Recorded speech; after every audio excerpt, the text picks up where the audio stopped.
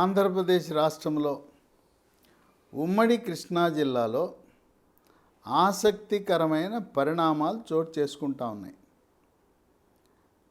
ఉమ్మడి కృష్ణా జిల్లా వాళ్ళు కోరుకునేది అమరావతి రాజధాని. జగన్మోహన్ రెడ్డి ఎన్నికల ముందు అమరావతి రాజధానిని అభివృద్ధి చేస్తానని చెప్పి ఆయన తరపున వచ్చిన ఎమ్మెల్యే అభ్యర్థులందరూ కూడా ప్రజలను మోసం చేసి అమరావతి రాజధాని అని చెప్పి గెలిచిన తరువాత రాజధాని లేని రాష్ట్రం చేసి మూడు ముక్కలాట ఆడుతూ అమరావతి రాజధానిని ఈ రోజున అధోగతి పాలు చేశారు కనుక ఉమ్మడి కృష్ణా జిల్లాలో ఉండే 16 నియోజకవర్గాలలో 2 లోక్సభ సీట్లలో ఒక్క దాంట్లో కూడా వైఎస్ఆర్సిపి పార్టీ గెలిచే అవకాశమే లేదు. కులాలకు అతీతంగా, మతాలకు అతీతంగా, పార్టీలకు అతీతంగా మాకు అమరావతి రాజధాని కావాలి, అమరావతి రాజధానిని నిర్మించగలిగే పార్టీలు జనసేన, తెలుగుదేశం, బీజేపీ కనుక ఆ కూటమికి పట్టం కట్టాలని పట్టణవాసులు, పల్లెవాసులు, రైతులు, మహిళలు, యువత, నిరుద్యోగ యువత కులాలకు అతీతంగా అందరూ కూడా సంఘటితంగా ఒకే ఆలోచన విధానంతో ఉన్న పరిస్థితిని గమనించి మచిలీపట్నం వైఎస్ఆర్సిపి సిట్టింగ్ ఎంపీ వల్లభనేని బాలశౌరి కాపు సామాజిక వర్గానికి చెందిన ఎంపీ, ఆయన పార్టీ మారి జనసేనలో చేరి జనసేన తరపున మచిలీపట్నం లోక్సభలో పోటీ చేసి తిరిగి లోక్సభలో ప్రవేశించాలని ఆయన ఆశిస్తున్నాడు. అదేవిధంగా అవమానాలకు గురై సీనియర్ కనీసం మొదటిసారి కాకపోతే రెండవసారైనా మంత్రివర్గంలో స్థానం దొరుకుతుందని యాదవ సామాజిక వర్గానికి చెందిన కొలుసు పార్థసారథి, ఆయన కూడా పెనమలూరు నియోజకవర్గంలో వైఎస్ఆర్సిపి పార్టీ తరపున గెలిచి నేడు ఆ పార్టీకి రాజీనామా చేసి తెలుగుదేశం పార్టీలో చేరబోతా ఉన్నాడు. ఇంకొక ఆసక్తికరమైన పరిణామం మైలవరం నియోజకవర్గంలో, ఇది విజయవాడ పార్లమెంట్ పరిధిలోకి వస్తుంది. అక్కడ వసంత కృష్ణప్రసాద్ కమ్మ సామాజిక వర్గం, ఆయన ఖరాఖండిగా పత్రికా సమావేశంలో స్పష్టంగా చెప్పాడు, జగన్ కేవలం సంక్షేమమే చేశాడు, ప్రభుత్వం అప్పులు చేసి వచ్చిన డబ్బుల్ని బటన్ నొక్కుతూ సంక్షేమం ఏదో పర్వాలేదు, అభివృద్ధి శూన్యం, ప్రభుత్వము పరిపాలన అంటే 2 కళ్ళలా ఒక కన్ను సంక్షేమం, ఒక కన్ను అభివృద్ధి ఉండాలి, అభివృద్ధి అనేది సున్నా పెట్టేసి ఈరోజు ఆంధ్రప్రదేశ్ రాష్ట్రం అంటేనే ట్రేడ్ మార్క్ ఏంటంటే గుంతల రోడ్లు, గ్రామీణ పట్టణం ఎక్కడికి పోయినా కూడా గుంతల రోడ్లు, ఆ విధంగా అభివృద్ధి శూన్యమని చెప్పి ఆయన ప్రకటించాడు. వసంత కృష్ణప్రసాద్కి పరిస్థితి అర్థమైంది, వైఎస్ఆర్సిపి పార్టీ అధికారంలోకి రాదని, అలాగే గుంటూరు, కృష్ణా, పశ్చిమ గోదావరి, తూర్పుగోదావరి జిల్లాల్లో 4 జిల్లాల్లో ఉండే 67 నియోజకవర్గాల్లో 2 3 అది ప్రమాదవశాత్తు యాక్సిడెంటల్గా 2వ 3వ వైఎస్ఆర్సిపి గెలుస్తుంది. సింహభాగం కృష్ణా, గుంటూరులో ఉండే 33 నియోజకవర్గాలు ఒక్క నియోజకవర్గం కూడా వైఎస్ఆర్సిపి విజయం సాధించదని అర్థమై వసంత కృష్ణప్రసాద్ కూడా తెలుగుదేశం పార్టీ గూటికి చేరాడు. ఇప్పుడు మచిలీపట్నం పార్లమెంట్ పరిధిలో ఉన్న పెనమలూరు, అక్కడ కొలుసు పార్థసారథి, విజయవాడ పార్లమెంట్లో ఉండే వసంత కృష్ణప్రసాద్, వీళ్ళు ఎక్కడ పోటీ చేయబోతున్నారు? అక్కడ తెలుగుదేశం పార్టీ మాజీ ఎమ్మెల్యేలు ఉన్నారు. మైలవరంలో మాజీ మంత్రి నీటిపారుదల శాఖ మంత్రిగా చేసిన దేవినేని ఉమామహేశ్వరరావు ఉన్నాడు. ఇప్పుడు చంద్రబాబు నాయుడు ఆలోచన విధానం ఎలా ఉన్నది? ఇంకా తుది నిర్ణయానికి రాలేదు.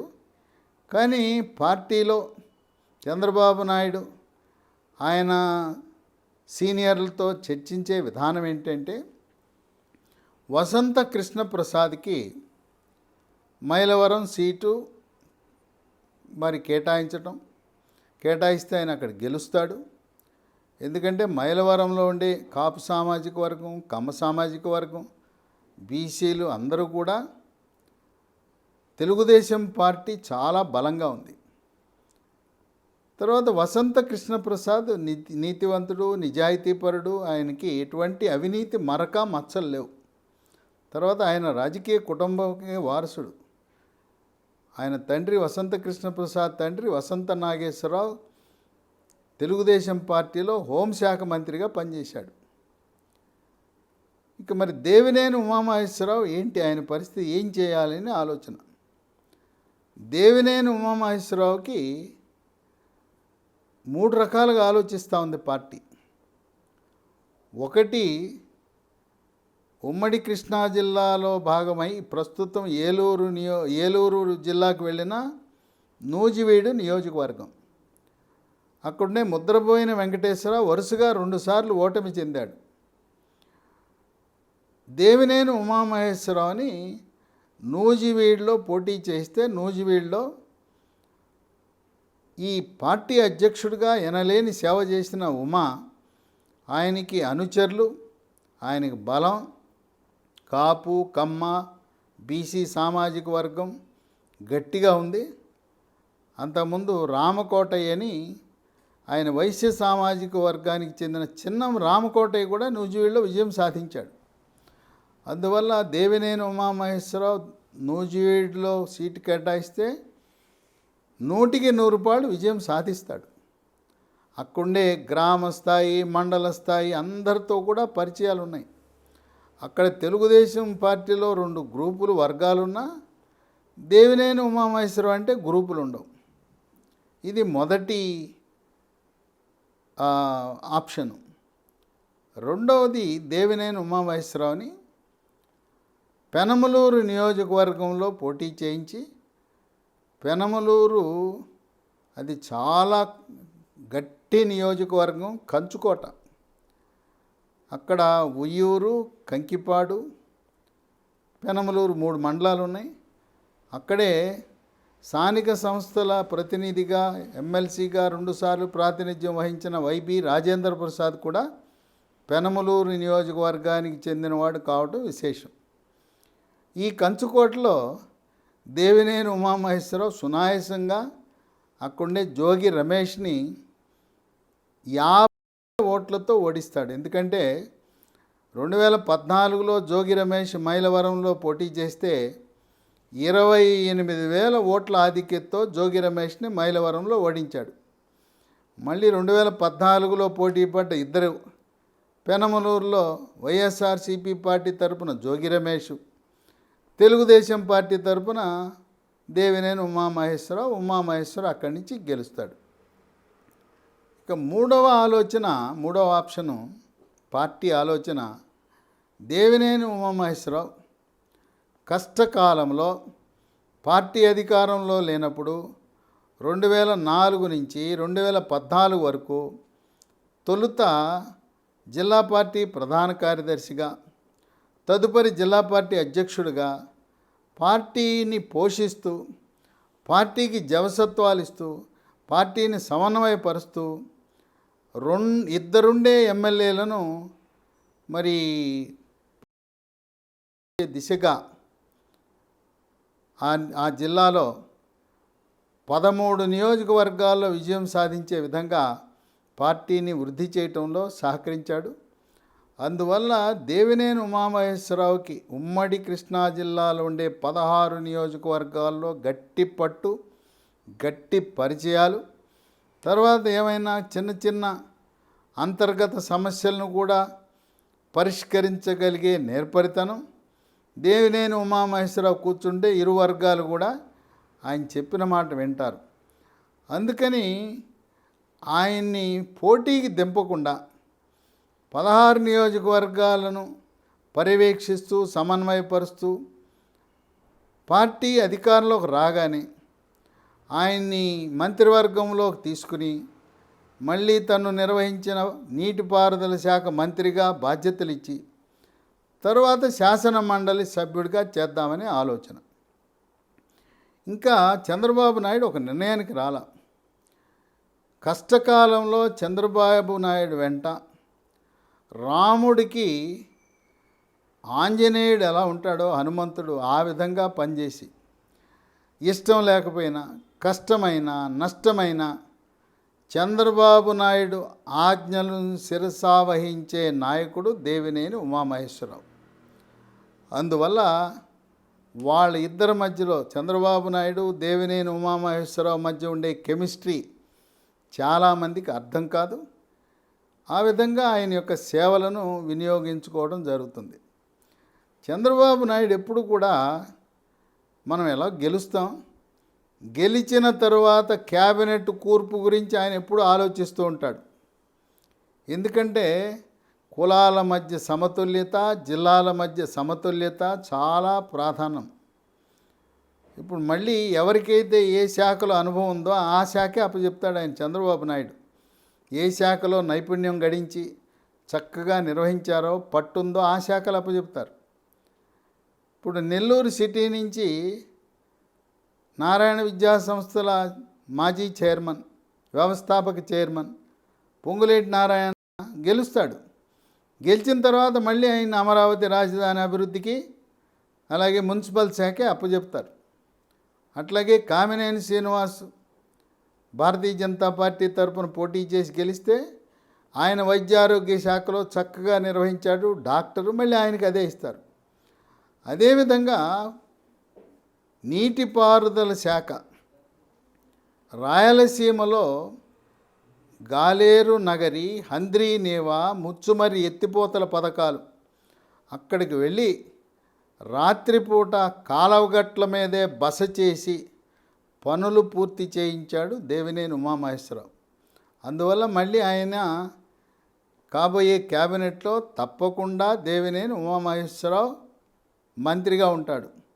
ఎమ్మెల్యేగా పోటీ చేసినా, పోటీ చేయకపోయినా, నూజివీడులో పోటీ చేసినా, పెనమలూరులో పోటీ చేసినా ఆయన దేవినేని ఉమామహేశ్వరరావు చంద్రబాబు నాయుడికి అత్యంత సన్నిహితుడు, ఆప్తుడు. ఈ విధంగా మంత్రివర్గాల గురించి ఆలోచించినప్పుడు ఆయనకి చంద్రబాబు నాయుడు ఎప్పుడు కూడా మత్స్యకారులకు ప్రత్యేక స్థానం కల్పిస్తారు. ఎవరు ఆలోచించిన విధంగా బెస్త సామాజిక వర్గం, అగ్నికుల క్షత్రియులు దాదాపు 60 లక్షల ఓట్లు, 80 లక్షల జనాభా ఉన్నారు. అక్కడ శ్రీకాకుళం నుంచి ఇచ్చాపురం నుంచి తడ వరకు కోస్తా అంతటా కూడా అన్ని నియోజకవర్గాల్లో దాదాపు 35 నియోజకవర్గాల్లో విస్తరించి ఉన్న మత్స్యకార సామాజిక వర్గాన్ని దృష్టిలో పెట్టుకుని కృష్ణా జిల్లాలో ఆ సామాజిక వర్గానికి చెందిన కొల్లు రవీంద్రకు క్యాబినెట్లో స్థానం కల్పించాలి. పైగా కంటిలో నలుసులా ఉండే పేర్ని నాని కుమారుడు పేర్ని కిట్టును ఓడగొట్టి శాసనసభలో ప్రవేశించినందుకు, పైగా ఆయన ఏకైక మత్స్యకార సామాజిక వర్గ ప్రతినిధి కనుక సౌమ్యుడు, చక్కగా పనిచేస్తాడు, లాయరు, విద్యాధికుడు కనుక కృష్ణా జిల్లా తరపున కొల్లు రవీంద్రకి ఇచ్చినప్పుడు అదే మచిలీపట్నం పార్లమెంట్లో ఉండే కొలుసు పార్థసారథిని పెనమలూరు కూడా అదే జిల్లాకు వస్తుంది. అందువల్ల కొలుసు పార్థసారథిని పెనమలూరు కాకుండా నూజివీడుకు పంపటం ద్వారా 2 ప్రయోజనాలు ఉన్నాయి. ఒకటి, నూజివీడులో యాదవ సామాజిక వర్గం చాలా అధికంగా ఉన్నారు, పెనమలూరు కంటే కూడా అధికంగా ఉన్నారు. నూజివీడులో కాపు, కమ్మ, యాదవ సామాజిక వర్గం 3 సామాజిక వర్గాలు ఇతరులు దీవిస్తే సునాయాసంగా కొలుసు పార్థసారథి విజయం సాధిస్తాడు. పైగా ఏలూరు పార్లమెంటుకి తెలుగుదేశం పార్టీ తరపున గోపాల్ యాదవ్ అనే అభ్యర్థి పోటీ చేస్తున్నాడు. కనుక నూజివీడులో పార్థసారథి ఉండటం వల్ల గోపాల్ యాదవ్ యొక్క విజయం నల్లేరు మీద నడకవుతుంది. వైఎస్ఆర్సీపీ పార్టీ తరపున ఏలూరు పార్లమెంటుకి ప్రస్తుతం మంత్రిగా ఉన్న కారుమూరి నాగేశ్వరరావు కుమారుణ్ణి ఏలూరు పార్లమెంట్లో పోటీ చేస్తున్నారు. ఇద్దరు యాదవుల మధ్య పోటీ. ఇంకో విషయం ఏంటంటే, ఉమ్మడి కృష్ణా జిల్లాకి చంద్రబాబు నాయుడు మనస్సులో ఇద్దరు మంత్రులు ఉన్నారు ఆల్రెడీ. ఒకరు కొల్లు రవీంద్ర, రెండు దేవినేని ఉమామహేశ్వరరావు. కనుక కొలుసు పార్థసారథిని ఉమ్మడి పశ్చిమ గోదావరి జిల్లా పరిధిలోకి వెళ్ళిపోయిన ఏలూరు జిల్లాకి వెళ్ళిన ఈ నూజివీడు, కైకలూరు. అందువల్ల ఉమ్మడి పశ్చిమ గోదావరి జిల్లా ప్రతినిధిగా మంత్రివర్గంలో కొలుసు పార్థసారథి యాదవ సామాజిక వర్గం, ఆయన మనసులో మరొక అభ్యర్థి ఆచంట నుంచి పోటీ చేసి గెలవబోయే పీతాని సత్యనారాయణ. పితాని సత్యనారాయణ వైఎస్ రాజశేఖర రెడ్డి క్యాబినెట్లో ఆరోగ్య శాఖ మంత్రిగా పనిచేశాడు, సీనియర్.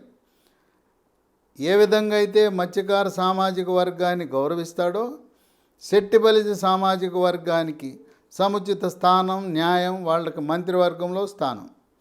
కనుక కృష్ణా జిల్లాలో 2, ఉమ్మడి పశ్చిమ గోదావరి జిల్లాలో 2, ఒకటి కొలుసు పార్థసారథి మంత్రి, ఇంకోటి పితాని సత్యనారాయణ, ఇద్దరూ బీసీలే. మరి భారతీయ జనతా పార్టీ తరపున వెళ్ళే ఇద్దరు ప్రతినిధుల్లో కామినేని శ్రీనివాస్, ఈయన కూడా కైకలూరు నియోజకవర్గం ఉమ్మడి కృష్ణా జిల్లాకు చెందిన, ప్రస్తుతం ఏలూరు జిల్లాకు వెళ్ళింది. ఆయన 2 జిల్లాలకు ప్రతినిధిగా ఉంటాడు. అటు పశ్చిమ గోదావరి జిల్లా, ఏలూరు జిల్లా, లేదు ఉమ్మడి కృష్ణా జిల్లా. ఆ విధంగా కొలుసు పార్థసారథిని పెనమలూరు కాకుండా నూజివీడులో పోటీ చేయించే అవకాశాలు మెండుగా ఉన్నాయి. ఆయనని గౌరవించే విధంగా మంత్రివర్గంలో ఎవరెవరిని పెట్టుకోవాలనే ఆలోచన ఆ బీ ఫార్మ్ ఇచ్చేటప్పుడే ఆలోచిస్తాడు చంద్రబాబు నాయుడు. ఎందుకంటే ఆయన అనుభవం 14 సంవత్సరాలు ముఖ్యమంత్రిగా చేసిన అనుభవం, కులాల పట్ల అవగాహన, ప్రాంతాలు, నియోజకవర్గాల పట్ల అవగాహన. కనుక కథ సుఖాంతం. మరి అక్కడ పెనమలూరు నియోజకవర్గంలో 2014లో ఎమ్మెల్యేగా ఉండి ఆ నియోజకవర్గాన్ని అభివృద్ధి చేసిన బోడే ప్రసాద్ పరిస్థితి ఏంటి అంటే, బోడే ప్రసాద్కి ఎమ్మెల్సీ సీటు గ్యారంటీ. ఆయన ఖచ్చితంగా మొదటి ఎమ్మెల్సీ వస్తే అది స్థానిక సంస్థల ఎన్నికనా, ఎమ్మెల్యే ఎన్నికనా, గవర్నర్ కోటానా, ఏ విధంగా అయినా బోడే ప్రసాద్ శాసన మండలిలో ప్రవేశిస్తాడు.